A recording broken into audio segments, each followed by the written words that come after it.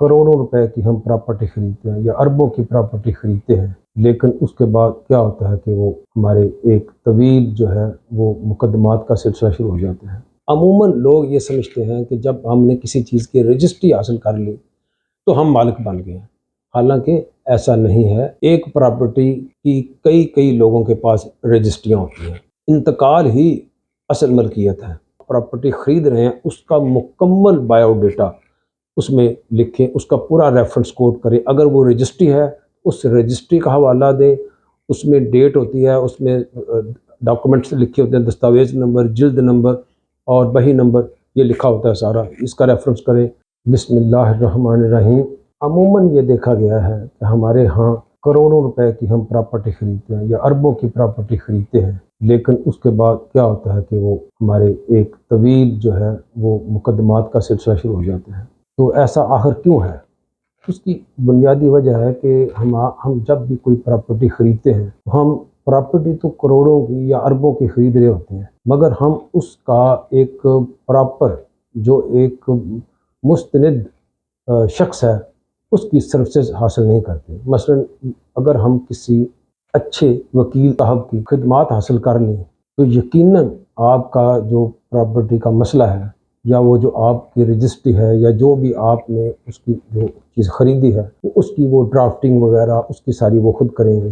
तो जब एक प्रोफेशनल आदमी अब किसी प्रॉपर्टी की कोई ड्राफ्टिंग करता है या उसके कागजात चेक करता है या उसको मुलाजा करता है, एग्जामिन करता है, तो वो एक बेहतर तरीन मशवरा दे सकता है। वो उसके जो फॉल्ट होते हैं, जो उसकी जो टेक्निकलिटीज़ होती हैं, उन अच्छी तरह वो जांच लेता है। हम चूँकि अमूमन ये होता है हमारे जितने भी मुकदमे हैं, ये मैं अपने तजर्बे की बात कर रहा हूँ, उसमें जब आप लेन देन कर रहे होते हैं तो वो उसमें आप टेक्निकल बेशुमार फॉल्ट होते हैं। वो फॉल्ट बाद में आपके गले की हड्डी बन जाते हैं और वो कई कई साल तक फिर वो मामला लटकते रहते हैं। वो मुकदमेबाजी होती है और मुकदमा जो है वो कई कई साल तक अदालतों में चलता रहता है। जब कोई प्लॉट या मकान या दुकान या कोई इस तरह की प्रॉपर्टी खरीदता है तो वो अमूमन कोशिश करता है कि उसका कम से कम पैसों में जो है उसका मामला हल हो जाए, उसे किसी किस्म की दिक्कत या ख्वारी ना करनी पड़े। तो वो अमूमन क्या होता है कि वहाँ बैठे फट्टे पे आम लेवल के लोग होते हैं, वो उनके साथ मशवरा करता है या उसे कोई हमसाया बता देता है या कोई और उसका जानने वाला उसको कह देता है आए चले मैं आपको फ़लाँ शख्स से मुलाकात करवा देता हूँ, और वो तो मिनटों सेकंडों में हमारा और बड़े कम पैसों में काम हो जाएगा। तो सोचना ये चाहिए कि अगर आप करोड़ों की इन्वेस्टमेंट कर रहे हैं या अरबों की आप इन्वेस्टमेंट कर रहे हैं, तो जहां आपने करोड़ रुपया या 2 करोड़ या 3 करोड़ या 50 लाख प्रॉपर्टी खरीद पे लगाया, वहां आप कुछ पैसे एक देकर एक प्रोफेशनल जो वकील साहब हैं उनकी खिदमत हासिल कर लें। और चूँकि ये इन्हीं का प्रोफेशन है, प्रॉपर्टी के मामलात को ये अच्छी तरह जानते हैं, इनको पता होता है कि ये जब वो अगर वो आपको सर्विसेज देंगे या आप उनकी सर्विसेज हायर करेंगे तो फिर वो जिससे आपने ख़रीदनी है वो उसके जो कागजात हैं उनकी वो मुकम्मल छानबीन करेंगे, उनकी परख परचोल मुकम्मल करेंगे, और अगर वो बिल्कुल ठीक है या वो दुरुस्त है तो फिर वो ओके करेंगे। अदरवाइज़ वो ऑब्जेक्शन लगा देंगे, वो आपको बता देंगे कि इसमें ये फॉल्ट है, ये रजिस्ट्री नहीं हो सकती, या ये रजिस्ट्री होगी तो इसमें कबाहत क्या है। अमूमन लोग ये समझते हैं कि जब हमने किसी चीज़ की रजिस्ट्री हासिल कर ली तो हम मालिक बन गए हैं, हालांकि ऐसा नहीं है। रजिस्ट्री होने से आप मालिक नहीं बनते। कोई भी प्रॉपर्टी है तो उसकी रजिस्ट्रियाँ कई हो सकती हैं।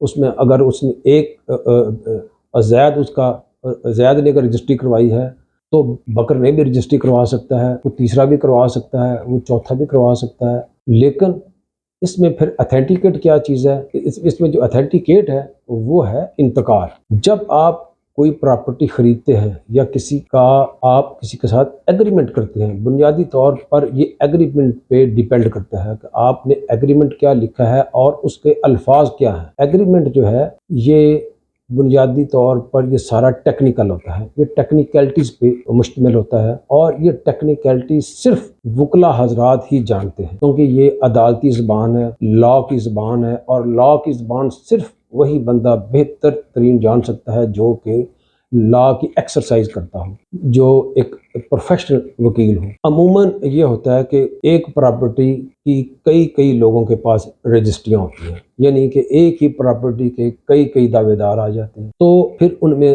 تعین جو کیا جاتا ہے مالک کا، مالک وہی کنسیڈر ہوتا ہے قانون کی نظر میں جس کے پاس انتقال ہوتا ہے۔ ایک شخص نے ایک پراپرٹی ایک بندے کو بیچی، پھر اس نے دوسرے کو بیچی، پھر اس نے تیسرے کو بیچی، پھر اس نے چوتھے کو بیچی، تو جب اس نے پانچویں کو بیچی تو پانچویں نے انتقال پاس کروا لیا۔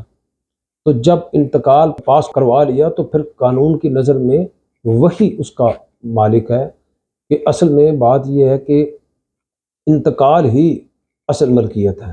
تو جب آپ ایگریمنٹ لکھتے ہیں تو یہ کام اس وقت یہ بڑا باریک بینی کا کام ہے، اور یہ ٹیکنیکلٹیز اس میں انوالو ہوتی ہیں، تو یہ ٹیکنیکل الفاظ ہوتے ہیں، تو اس کے اوپر خاص طور پر توجہ دیجیے۔ 3-4 پوائنٹ میں یہاں پہ جو ہیں وہ عرض کیے دیتا ہوں، اور اگر یہ آپ کے ذہن نشین رہے تو انشاءاللہ آپ کے ساتھ کبھی بھی کوئی فراڈ نہیں ہو سکتا۔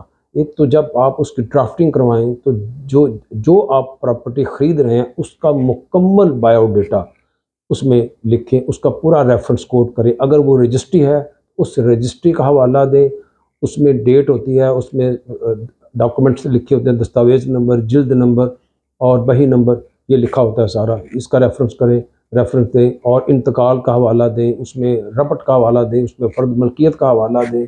یہ سارے جو ریفرنس ہیں ان کا دیا جانا ضروری ہے۔ دوسری بات یہ ہے کہ جب آپ رجسٹری کرواتے ہیں تو وہ فی الفور اس کا انتقال پاس کروائیں۔ جب آپ انتقال پاس کروا لیتے ہیں تو پھر یہ تسلی رکھیں کہ پھر آپ اس کے مالک بن گئے ہیں۔ اس کے بعد آپ اس کی پراپر جو طریقہ کار ہے، فرد لیں۔ فرد کے بھی 2 طریقے ہیں، ایک تو یہ ہے کہ اگر مینول سسٹم ہے تو پھر آپ پٹواری کے پاس جائیں گے، پٹواری صاحب آپ کو فرد جاری کریں گے۔ اگر وہ کمپیوٹرائزڈ سسٹم ہے تو پھر آپ لینڈ ریکارڈ میں جائیں گے، وہاں پہ جا کے آپ اپلیکیشن فائل کریں، وہ آپ کو فرد دے دیں گے۔ تو اس طرح اب آپ کی یہ ٹرانزیکشن جو ہے وہ مکمل ہوگی۔ دوسری بات یہ ہے کہ یہاں پہ کچھ ہاؤسنگ سوسائٹیز ہیں، وہاں پہ رجسٹری نہیں ہوتی، وہ کوآپریٹو ہاؤسنگ سوسائٹی ہیں۔ تو اگر وہ کوآپریٹو ہاؤسنگ سوسائٹی ہے، جیسے کہ ماڈل ٹاؤن ہے، ویسے تو ماڈل ٹاؤن میں بھی آپ وہاں پراپرٹی خریدیں، ان کا اپنا ایک پروسیجر ہے، وہ آپ کو ملکیت سرٹیفکیٹ جاری کریں گے، لیکن بعد ازاں اگر 1 کنال رقبہ ہے یا 1 کنال سے زائد ہے تو پھر اس کی وہ رجسٹری ہوتی ہے، لیکن اگر 1 کنال سے کم ہے تو وہ ٹرانسفر ہوتی ہے۔ اسی طرح مختلف ہاؤسنگ سوسائٹیز جو ہیں ان کی ٹرانسفر لیٹر ہوتا ہے، لیکن اگر کوئی رجسٹری کروانا چاہے تو وہ رجسٹری کروانے میں کوئی ممانعت نہیں ہے، لیکن عموماً لوگ ایسا کرتے ہیں کہ ہاؤسنگ سوسائٹیز میں، کوآپریٹو سوسائٹیز میں، اس میں ایک لفظ ذہن میں رہنا چاہیے، یہ ہاؤسنگ سوسائٹیز جو کا لفظ ہم بولتے ہیں یہ 2 طرح کا ہے، ایک ہاؤسنگ سکیم ہے، ایک کوآپریٹو سوسائٹیز ہے۔ ہاؤسنگ سکیم کا پروسیجر سیپریٹ ہے، اور کوآپریٹو سوسائٹی کا جو ہے پروسیجر ہے وہ الگ ہے۔